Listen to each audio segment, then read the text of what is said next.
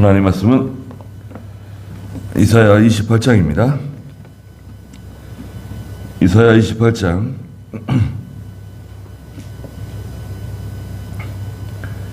21절 말씀부터 보겠습니다.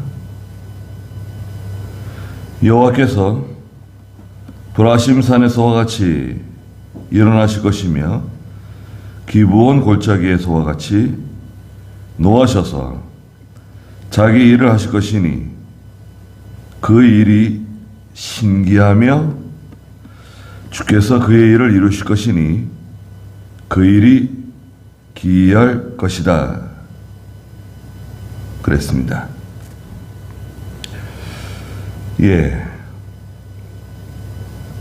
하나님께서 유다와 예루살렘을 징계하시는데요.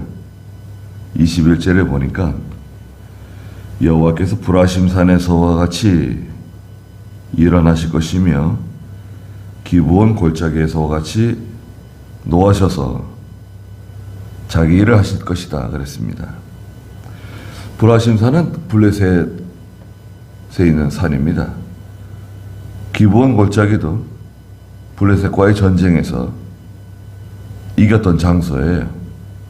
다윗이 블레셋과의 전쟁에서 브라심 산에서 원수들을 격퇴하고 또 여호수아 시대 때 기브온 골짜기에서 이스라엘을 구원해 주셨는데 하나님께서 그 브라심 산과 기브온 골짜기에서 하나님의 백성들을 징계하신다는 거예요. 과거에 하나님의 백성을 구원하셨던 이스라엘을 구원하셨던 그 장소에서 하나님께서 유다와 예루살렘을 징계하신다는 거예요. 심판하신다는 거예요. 그러니까 그 일이 신기하며 주께서 그의 일을 이루실 것이니 그의 일이 기이할 것이다. 그거 참 신기한 일이네. 그거 참 기이한 일이네. 자기 백성을 구원하셨던 그 장소에서 또 자기 백성을 징계하시고 심판하신다는 거예요. 하나님의 백성이라도 성도라도 범죄하고 나가면 전에 하나님이 구원하셨던 그 장소, 하나님이 전에 건져주셨던 그곳에서 하나님께서 망신을 당하게 하고 비참하게 만드신다는 거예요. 내가 여기서 구원해 줬는데 너 여기서 한번 망신 당해봐라. 너 여기서 한번 망해봐라. 그러므로 22절에 너희는 비웃지 마라. 너희 착고가 단단해질까 염려된다. 온 땅을 멸망시키기로 작정하셨음을 주 만군의 여호와께로부터 내가 들었기 때문이다. 이사야가 하나님의 말씀 전하는데 장차 올 하나님의 심판을 예고하는데 비웃지 말라는 거예요. 너희 착고가 단단해질까 염려된다. 포로 잡혀가는데 쇠사슬에 묶여서 이제 착고에 채워져가지고 끌려가잖아요. 수갑 찬 것처럼 단단하게 조인다는 거예요. 하나님께서 온 땅을 멸망시키기로 작정하셨다는 겁니다. 내가 주 만군의 여호와께로부터 들었다는 거예요. 이사야가 지금 말하잖아요. 내가 하나님께로부터 분명히 들었다. 그걸 내가 전해주는 거니까 너희는 내 말을 비웃지 말라는 거예요. 23절에 너희는 귀를 기울여 내 목소리를 들어라. 주목하고 내 말을 좀 들으라는 거예요. 이사야가 말하잖아요. 24절에 씨를 뿌리려고 밭을 가는 자가 온종일 밭만 가겠느냐. 그 땅을 파서 일구고 고르게만 하겠느냐. 저 씨를 뿌리려고 밭에 나가서 이제 봄에 이제 파종을 위해서 채비를 하잖아요. 그 사람이 어떻게 온종일 계속 밭만 갈고 있겠냐? 그 땅을 파서 일구고 고르게만 하겠느냐? 25절에 그가 지면을 평평하게 하고 소회양을 심거나 대회양을 뿌리거나 밀을 줄줄이 심고 보리를 정한 자리에 심으며 귀리를 그 밭 가장자리에 심지 않겠느냐. 이 말은 무슨 말이냐면 하나님께서 어떻게 계속 자기 백성을 때리시기만 하겠냐 이거예요. 갈아엎는 거예요. 계속 갈아엎고 흙덩어리를 부수고 땅을 평평하게 하고 그것만 하겠느냐. 하나님께서 당신의 백성들을 징계하시잖아요. 매를 때리시잖아요. 계속 매를 때리시는데 어떻게 그것만 하고 계시겠냐. 이제 시간이 지나면 소회양을 심거나 대회양을 뿌리거나. 소회양이나 대회양은 다 이제 그 향이 나는. 소회양은 미나리과 1년생 초본 식물인데요. 빵이나 이런 데 뿌리는 그 향이 나는 식물이래요. 대회양도 목란과 나무 열매인데 갈아가지고 사용하는 열매입니다. 또 밀, 저는 개혁성경에서는 소맥과 대맥이라고 번역을 했는데 소맥은 밀이죠. 대맥은 보리. 밀을 줄줄이 심고 보리를 정한 자리에 심는다. 밀이나 이 보리는 이 논농사, 물을 대어 가지고 하는 이 쌀농사하고 좀 다르죠. 물이 이렇게 비가 많이 내리지 않는 곳에서 주로 재배하는 작물들이잖아요. 그리고 또 이 팔레스타인 사람들, 이 유대야 사람들은 다 이제 빵을 먹잖아요. 빵. 밀로 만든, 밀이나 보리로 만든 빵입니다. 그래서 떡이라 그러면 안 돼요.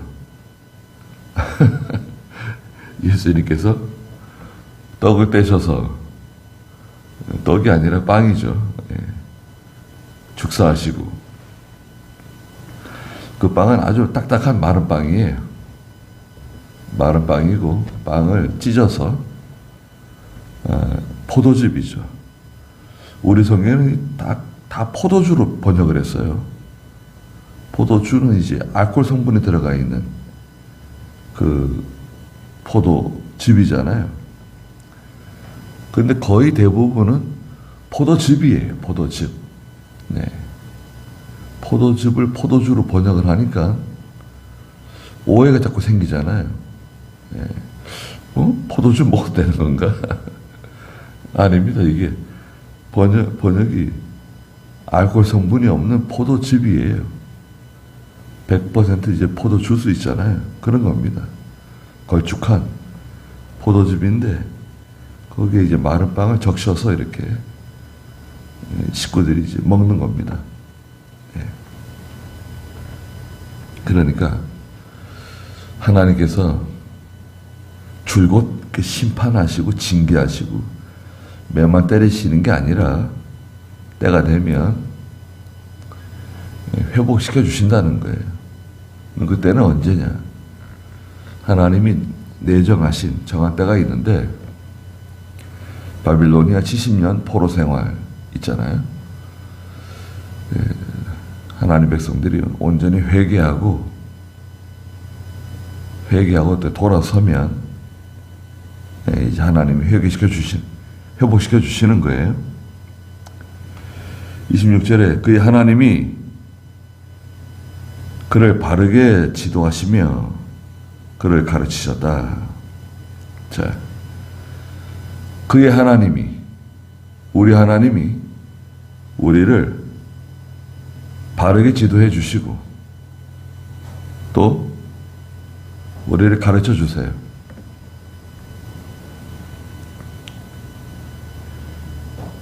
하나님은 우리를 바르게 지도하시고 바르게 가르쳐 주신다. 이게 우리 희망입니다. 우리는 다 잘못해요.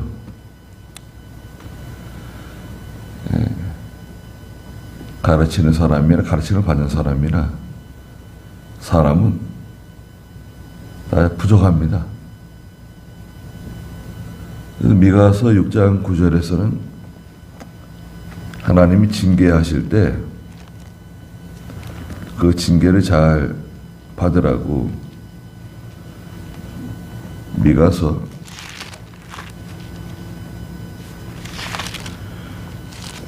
6장 9절에 보시면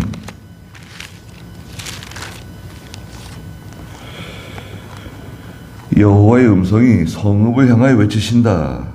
완전한 지혜는 주님의 이름을 경외하는 것이다.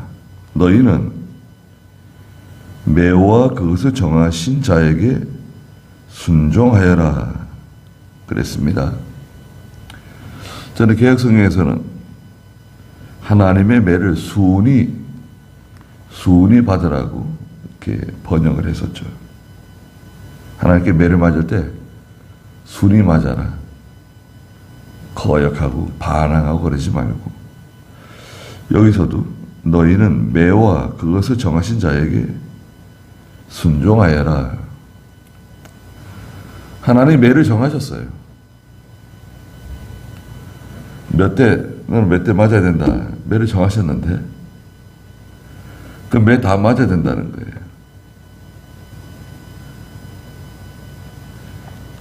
하나님이 계속해서 선지자들을 부지런히 보내시고 책망하시고 권면하시고 또 가르쳐 주시고 했는데도 말 안 들었잖아요. 교만하게 나가고 고집은 세고. 우리는 다 그런 사람들입니다. 그래서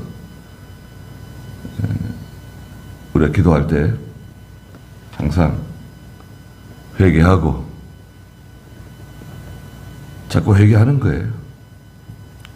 회개하고 또 감사하고 감사를 많이 해야 됩니다. 감사할 게 많아요. 감사할 게 많습니다. 살아있는 동안에 감사만 하다가 하늘나라 가도 좋을 거예요. 감사할 게 많습니다.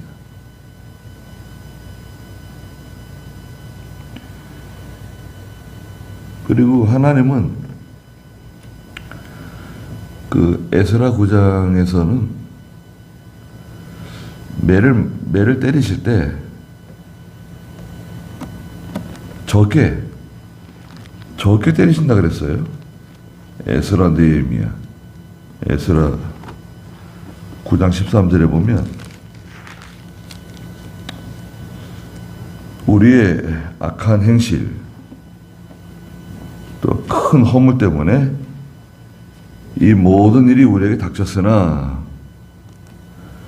우리의 하나님이신 주께서 우리의 죄악보다 벌을 가볍게 하시고 우리에게 이만큼 남은 자를 주셨는데 그랬습니다.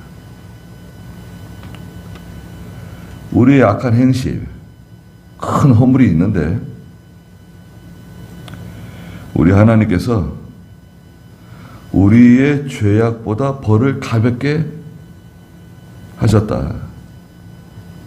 또 남은 자를 주셨다. 남은 자. 아예 끝장을 내시는 게 아니라 남은 자를 주셨다. 이사야서에도 남은 자 주신다는 거 아니에요? 구루터기를 남겨주신다는 거 아니에요? 오늘 28절에 빵을 위해서 곡식을 찧어야 하므로, 저 빵을 만들려면 곡식을 절구해 놓고 찧어야 되잖아요. 절구해 놓고 곡식을 계속 찢습니다. 그가 계속해서 타작만 하지 않고 타작 수레바퀴를 그 위에 굴리더라도 이제 곡식을 이제 수확해가지고요, 깔아놓고 수레바퀴를 굴렸는가 봐요. 나무나 수레바퀴 그 위에 굴리면 이제 껍질도 벗겨지고 탈곡을 하는 거죠. 과거에 이제 탈곡하는 방식이잖아요. 그의 말들은 그것을 찢지 아니한다. 곡식을 찢을 때도 있고 또 타작을 할 때도 있고 수레바퀴를 돌릴 때도 있고, 하나님께서 이제 징계하시는 건데요, 아프게 하시는 건데요, 매를 때리시는 건데 그것만 계속 하지 않으신다는 거예요.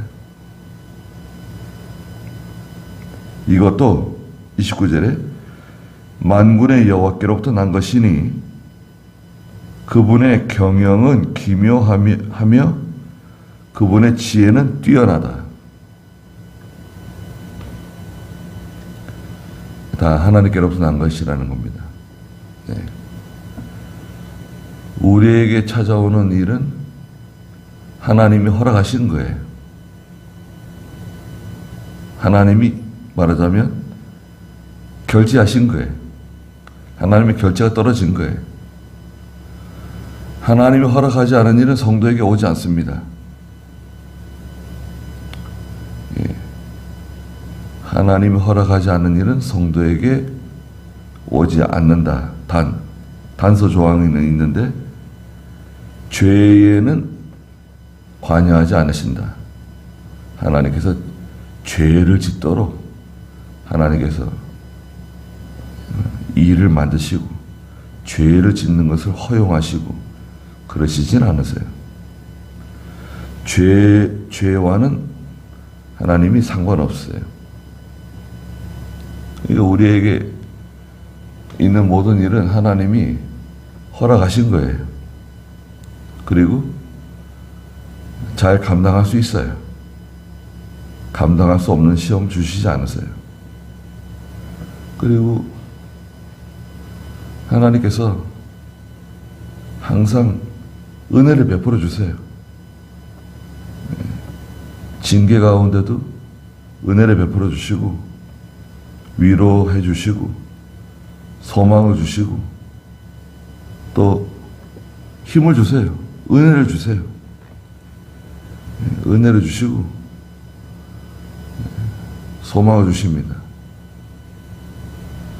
자꾸 낙심하려고 하는 마음,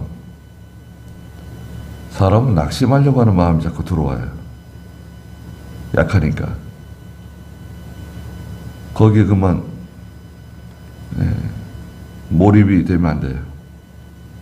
마귀는 자꾸 낙심하게 만들어요. 마귀는 자꾸 낙심하게 만들어가지고 기운을 차리지 못하게. 아예 기운을 차려도 이게 쉽지 않은데 마귀는 자꾸 낙심하게 만들고 손목에 힘이 빠지게 만들고 다리에 힘이 풀리게 만들고 하나님을 바라봐야 되는데 자꾸 뭐 세상을 바라보게 만들고 그렇게 만듭니다. 그러면 안 돼요.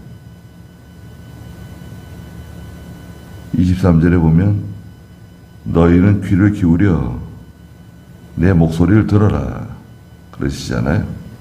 주목하고 내 말을 들어라. 하나님의 말씀에 귀를 기울이고 말씀을 가만히 듣는 거예요. 말씀을 듣는 게 귀한 겁니다.